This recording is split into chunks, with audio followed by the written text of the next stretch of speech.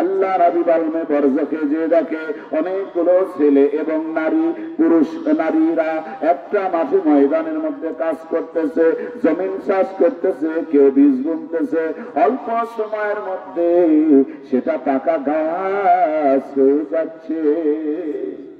সুবহানাল্লাহ।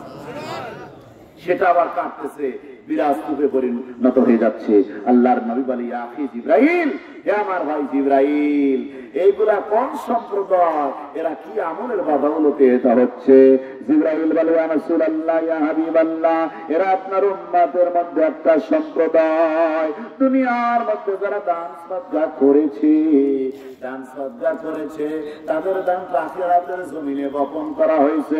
কিয়ামত পর্যন্ত এইভাবে চাষ হবে, লাগাবে, যত বীজ হবে তত নেকি আল্লাহ পাক ওই দুনিয়াতে দান করনেওয়ালা ব্যক্তির নামায় আমলে লিখে দিবে।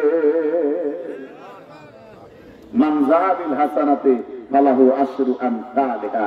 কথা বলেন ঠিক কিনা? একটা দান করলে 10 পর্যন্ত চলে যায়। জোরে কোন সুবহানাল্লাহ। বেহেশতের মধ্যে আল্লাহ পাক একটা গাছ, জান্নাতুল আদনের মধ্যে আমার আল্লাহ পাক বলবে, জান্নাতুল আদনকে সৃষ্টি করে আমার আল্লাহ রাব্বুল আলামিন কথা বলাবে, জান্নাতুল আদন তুমি কথা বলো। সুবহানাল্লাহ।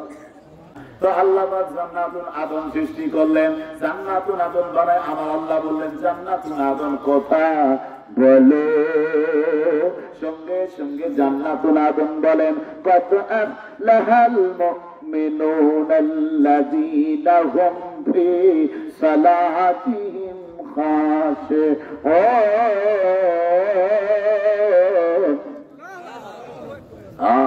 এইভাবে পড়তে পড়তে 10টা আয়াতে কারিমা এই জান্নাতুল আদন পড়ে ফেলল।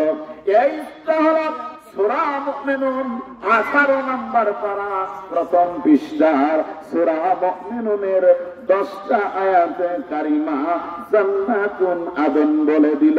এই গুণগুলো যদি কোনো উম্মতির থাকে, আল্লাহর বান্দা বান্দির থাকে, ওই বান্দা বান্দিরা হলো জান্নাতের ওয়ারিস। সুবহানাল্লাহ।